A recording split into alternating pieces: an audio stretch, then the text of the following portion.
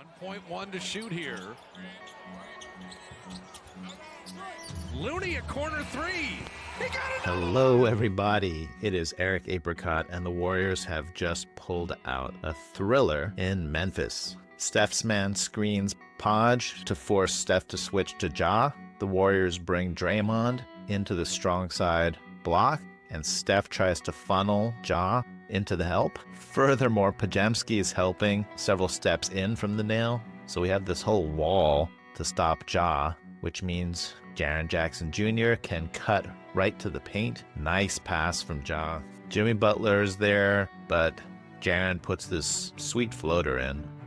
Simple pick and roll for Steph. It makes Jaren Jackson Jr. step way up. Jaren tries to contain Steph. Steph's man still trailing him, of course, because no one ever got fired for guarding Steph Curry. That leaves this clear passing lane to Draymond. Ja Morant is the weak side low man. In orthodox NBA defense, it's his job to rotate to stop this drive.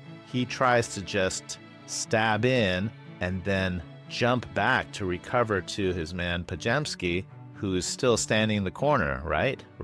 Wrong. Podziemski backdoor cuts Ja, and when Ja jumps back, Podge is completely open for this layup. Ja calls a pick and roll with Jackson, with Memphis spaced 5 out.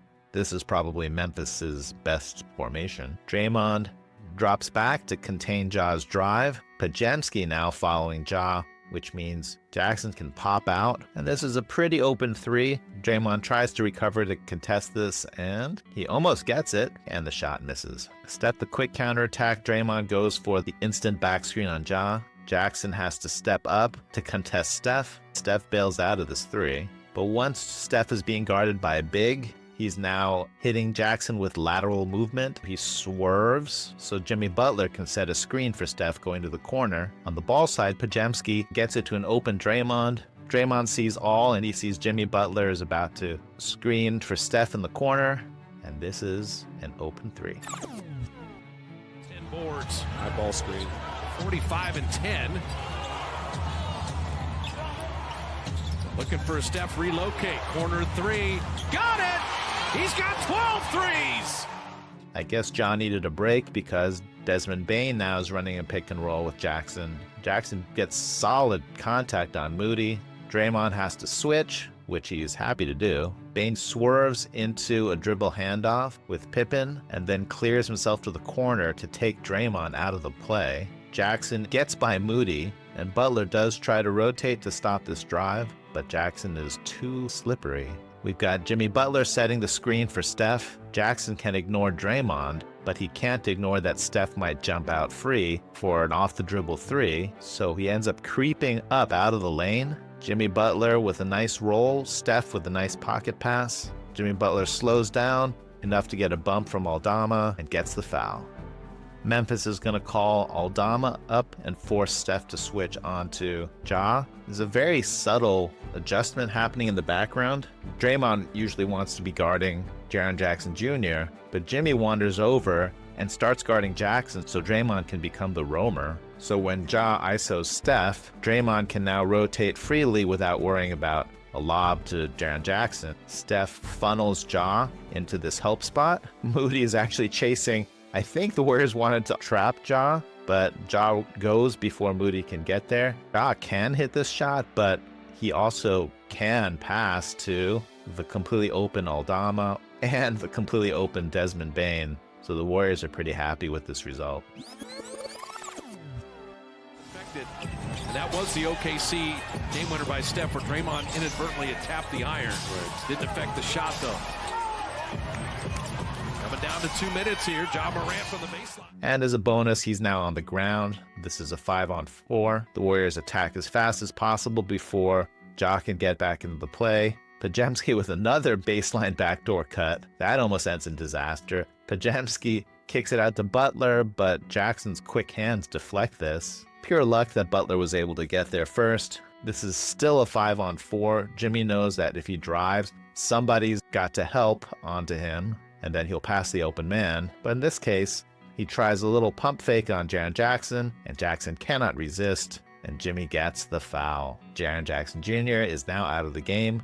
Memphis substituted Jaylen Wells in for Jaren Jackson Jr., so they're going super small now. Steph's man, Jaylen Wells, comes up to set the screen to bring Steph into the action. Moses Moody is tempted to follow Wells, but Steph says, no, we need you to stay guarding Ja. So Moody scrambles back. Desmond Bane gets Steph to switch. Steph funnels Desmond Bane into the help rotation from Draymond. That leaves Wells open. The rest of the play is, can Memphis find the open man first, or can the Warriors rotate to recover? Podziemski rotates to Wells, which leaves Pippen open. Jimmy Butler is already on his way to recover to Pippen. Draymond has to close out hard, so Aldama attacks the closeout. In orthodox NBA defense, Steph would be the weak side low man to rotate to stop this drive, but you don't want Steph being the guy contesting. So Jimmy Butler instead rotates to stop the drive. Jimmy Butler does try to recover back, and he is just scary enough to make Pippen miss this by a lot. Close now. Can you get some stops? That's where the game could be won. 3-point lead On the defensive end. Last time you were here, Memphis beat you by 51 points. Bane driving. That pass deflected. It cycles out to Scottie Pippen Jr. They run Aldama off the line. Shot clock at 5. Pippen Jr. wide left. In all the cross-matching, Pippen is now guarding Jimmy Butler. Now that Jimmy Butler's on the team, the Warriors have someone who can punish the other team going small. Ja knows that he's supposed to rotate to double-team Jimmy, but if he goes too fast, then the ball will rotate to his open man. So you can see him start and stop, waiting for the right time to double team. Steph throws this pretty nonchalant entry pass. Surprise double team. Moses Moody cuts free to the basket, but Desmond Bane hauls over to cover Moody. Draymond Green runs in to give Jimmy a release. Podziemski has been left alone this whole time, so Wells is trying to recover to him, but Steph is now cutting the exact opposite direction. Draymond sees all, and he finds Steph. Steph is fated to miss. Podziemski has enough time to sing the whole chorus of So Lonely by the Police as he soars in for this huge putback. Aldama screens off Moody, so Ja forces Jimmy Butler to switch onto him, which is an interesting choice. Ja crosses over to attack Jimmy's top foot, but Jimmy rather suavely swivels to stay with Ja, and Draymond is lurking in the background, helping off of Zach Edey.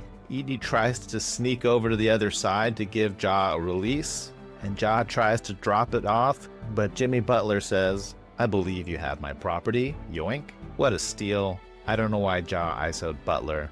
This is another formation the Warriors are trying out in crunch time. Shooters in the corners. The two non-shooters are up in screening action for Steph. Jimmy Butler sets the screen for Steph. Steph does relay pass to Draymond, who has the option of relaying it back to Jimmy. Steph tries to get the ball back, but Bane is doing everything he can to face guard Steph and prevent the pass from getting back to Steph. In the pre-Jimmy era, this might have been a disaster, but give the ball to Jimmy in the delay spot. Draymond goes to set this off-ball screen for Steph. So now Steph is running free. Steph's man is following him. Zach Edey is jumping into the picture, which lets Draymond cut straight to the basket alone. Jimmy wisely doesn't try to force this pass through, but instead he dribbles around to get a better angle. Aldama rotated way off the corner to stop Draymond from getting a layup. Moses is so open he has enough time to have an existential crisis. Spinoza once said that men believe themselves free because they are ignorant of the true causes of their actions. Is free will an illusion? Whoop, winning time. Keep your free will. I've got 3 will, and that was pretty much the game. Let's wrap up with a short celebration analysis. Quinten Post wins the award for most premature celebration. Good job, Quinten. But Santos wins the award for most premature night-night. Very prophetic. And low-key, my favorite part of this whole thing, Jerry Stackhouse holding up the dual OK threes. This was a huge game, and he knew Moses had put this game to bed.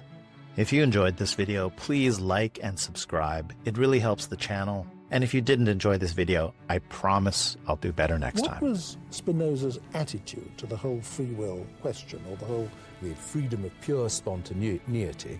This, he says, is impossible. It's simply an illusion that's engendered by our not knowing what the causes of our actions are.